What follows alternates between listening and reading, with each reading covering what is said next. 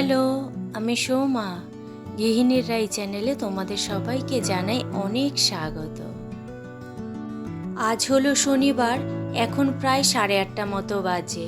এখন যাচ্ছি হলো ও বাড়িতে। আর পেছনে দেখো, তাকিও না, কারণ বর্ষার দিন, ঘরেতে জামা কাপড় থাকবেই। চলো এবার বেরিয়ে গেছি, যাচ্ছি ও বাড়িতে। বললাম না আজকে ছোট দেওরের বার্থডে, তাই যাচ্ছি সারপ্রাইজ দিতে আমি আর দিদিভাই। এ দেখো দিদিভাই চলে এসছে। এটা হলো বড় পিসি শাশুড়ির বড় বউ। তা দিদিভাই আর আমি যাচ্ছি এখন একটা কেক কিনতে। এত রাত করে বেরোনোর একটাই কারণ, সবাই তো কাজে ব্যস্ত থাকে। তার রাত্রি 9টা 9:30টার মধ্যে সবাই ঘরে ফিরে আসে। আর যেহেতু না বলে আমরা যাচ্ছি তাদের বাড়িতে, তা তাই তারা যখন বাড়িতে থাকবে সেই সময়টাই বেছে নিয়েছি। চলে এসেছি মিও আমরে, আর এখান থেকেই নেব একটা কেক। তাই দেখছি কোন কেকটা নেওয়া যায়, তাই একটা পছন্দ করেছি, সেটাই এখন উনি নাম লিখে দেবেন। নেওয়া হয়ে গেছে, চলো এবারে যাই। রাই পড়াতে গেছে, ও ওখান থেকে চলে আসবে সোজা আম্মা বাড়ি, আর আমরা এখন যাচ্ছি। সারপ্রাইজ পেতে কিন্তু প্রত্যেকেরই ভালো লাগে, ছোট বড় সবার প্রিয় এই সারপ্রাইজ পাওয়া। আমি জীবনে সবচেয়ে প্রথম সারপ্রাইজ পেয়েছিলাম আমার এক বান্ধবীর কাছ থেকে। আগে রাই খেলা শিখতো, সেই খেলার মাঠে আমার এক বান্ধবী ছিল, খুব কাছের বন্ধু। সেই বন্ধুই সবার প্রথম আমাকে সারপ্রাইজ দিয়েছিল, জন্মদিনের কেক এনেছিল। আমি সেদিনকে প্রচণ্ড খুশি হয়েছিলাম, প্রথমবার সারপ্রাইজ পাওয়া তো। আর দেখো ইনি খুব জ্বালাচ্ছিল, তার জন্য খাঁচায় বন্দি করে রাখা হয়েছে একে। আর এখানে এখন আমরা সবাই মিলে গল্প করছি, আর তার সাথে চলছে শাড়ি দেখা। পুজো তো চলেই এলো, আর শাশুড়ি মা শাড়ি দিয়েছিল আমাদের সবাইকে, তা সেই শাড়ি এখন দেখা চলছে। এটা হলো ছোট জায়ের শাড়ি, তারাও ক্যাটলগটা দেখায় তাহলে ভালো বুঝবে। শাড়িটা পুরো এরকম প্যাটার্নের। আমার শাড়িটা তো তোমাদের এখনো দেখানো হয়নি, তোমাদের দেখাবো এর পরের ব্লগে। আর এই শাড়িটা দেখো, এখন তো এই কালারটা খুব উঠেছে, তার জন্য এই কালারেরই সবাই শাড়ি কিনছে। আঁচলটা পুরো কাজ করা, এই দেখো এটা হলো পুরো আঁচল, আর পুরো শাড়ির মধ্যে ছোট ছোট বুটি দেওয়া, আর পাড়টাও ঠিক আঁচলের মতনই। শাড়িটা কিন্তু অসম্ভব সুন্দর। সামনে তো আবার গোপালেরও জন্মদিন, তার জন্যও কেনাকাটা করেছে। দেখো গোপালের এটা হলো লক্ষ্মী ঠাকুরের জামা, আর বাদবাকি যেগুলো সবকটাই গোপালের জামা। কি সুন্দর দেখো জামাগুলো, গোপালের জামাগুলো কিন্তু দেখতে খুবই সুন্দর হয়। আর দুটো গোপাল যেহেতু, তাই দুটো জামা এনেছে। চলো এবারে দেখাই ছোট জায়ের আরেকটা শাড়ি। এটা হ্যান্ডলুম শাড়ি, এটাও শাশুড়ি মা দিয়েছে। কালারটা দেখো কি সুন্দর না।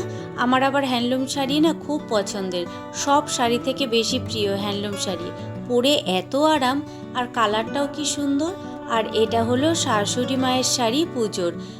এই কালারটাও কিন্তু অসম্ভব সুন্দর, তাই না? আমার বৌভাতের শাড়িটা এই কালারের, খুব পছন্দের এই কালারটা। এটা হলো আঁচল, আর এই যে এটা হলো পাড়। পুরো শাড়িটার মধ্যে এরকম ছোট ছোট পেইন্ট করা। শাড়িটা খুব হালকা আর খুব সফট, খুব সুন্দর শাড়িটা। চলো এবার আরেকটা শাড়ি দেখাই। এটা হলো গিফটের শাড়ি, আর এই কালারটা যেহেতু চলছে এখন খুব, তার জন্য এই কালারেরই নেওয়া হয়েছে।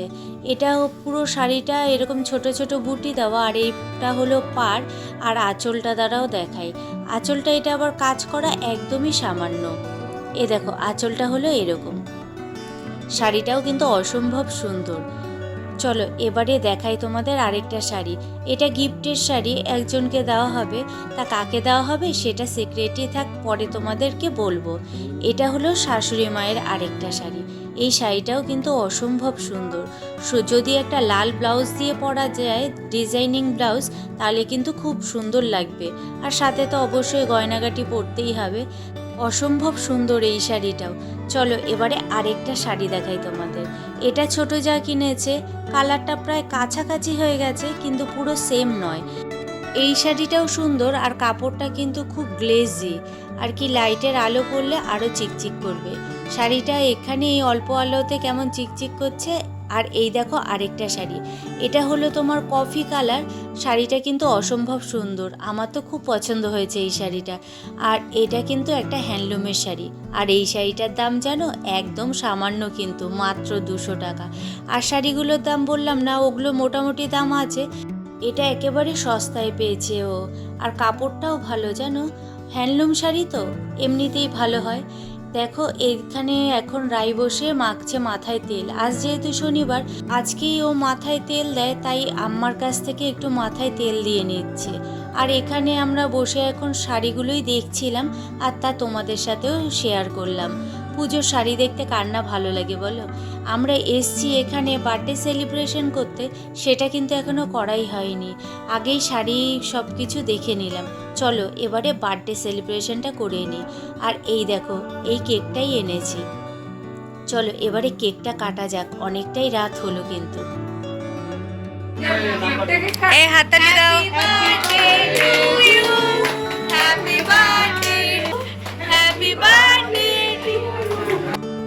এখন কেক খাওয়ানো হচ্ছে আর সাথে হচ্ছে ফটো তোলা। এই দিনটা সবার কাছে স্পেশাল, বয়স তো শুধু সংখ্যা মাত্র। এই দিনের সাথে জড়িয়ে থাকে কত স্মৃতি। বয়স দিয়ে কখনো কাউকে মাপা যায় না, কারো বয়স বাড়ে কিন্তু মনের তারুণ্যটা ঠিক থাকলে সে সব কিছু উপভোগ করতে পারে নতুনদের মতোই। জীবনে আসল সৌন্দর্যটা বয়সে নয়, অভিজ্ঞতা আর মন ভালো রাখার শক্তিতে। অনেক সময় ছোটরাও অনেক বেশি পরিণত হয়, আর বড়রাও কখনো কখনো শিশুর মতো নিষ্পাপ থাকে। বয়স বাড়লো মানেই থেমে যাওয়া নয়, বরং এটা হলো নিজের নতুনভাবে আবিষ্কার করার আরেকটা সুযোগ। যতদিন মন চায় বাঁচতে, শেখার আগ্রহ থাকে, ততদিন তুমি সত্যি তরুণ। তাই বয়সকে শুধু সংজ্ঞা হিসেবে রাখো, জীবনটাকে অনুভব করে বাঁচো। আমরা তো যাব সেটা তো জানতো না, তা আমরা যাওয়ার পরই বিরিয়ানি অর্ডার দিয়েছিল, তা বিরিয়ানি এখন আমরা খাচ্ছি। দেখো আমার পাতে একটা লেগ পিস পড়েছে আমার পছন্দের। চলো এবারে খাবারটা খেয়ে নিই। আমরা তো গেছি অনেকটা রাত করে, আর এখনও কিন্তু বেশ অনেক রাত হয়েছে। সব সময় শুধু শুরু আর শেষটা আমরা মনে রাখি, কিন্তু মাঝখানে ছোট ছোট মুহূর্তগুলোই আসলে সবচেয়ে মূল্যবান। হাসি, খুনসুটি, ক্লান্তি, হঠাৎ পাওয়া চমক, এইসব তো জীবনের আসল রং। তাই মাঝখানের এই সুন্দর মুহূর্তগুলো ক্যামেরাবন্দি করে রাখা উচিত। আজকের ভিডিওটা তাহলে এখানেই শেষ করি, দেখা হচ্ছে তোমাদের সাথে অন্য কোনো দিন অন্য কোনো ভিডিওর সঙ্গে। তোমাদের যদি ভিডিওটা ভালো লেগে থাকে তাহলে প্লিজ একটা লাইক, একটা কমেন্ট করে দিও, আর সাবস্ক্রাইব করে আমার পাশে থেকো। আজকের মতো ভিডিওটা তাহলে এখানেই শেষ করছি, দেখা হচ্ছে অন্য কোনো দিন অন্য কোনো ব্লগের সঙ্গে। তোমরা সবাই ভালো থেকো, সুস্থ থেকো আর সাবধানে থেকো। চলো আজকের মতো তাহলে টাটা।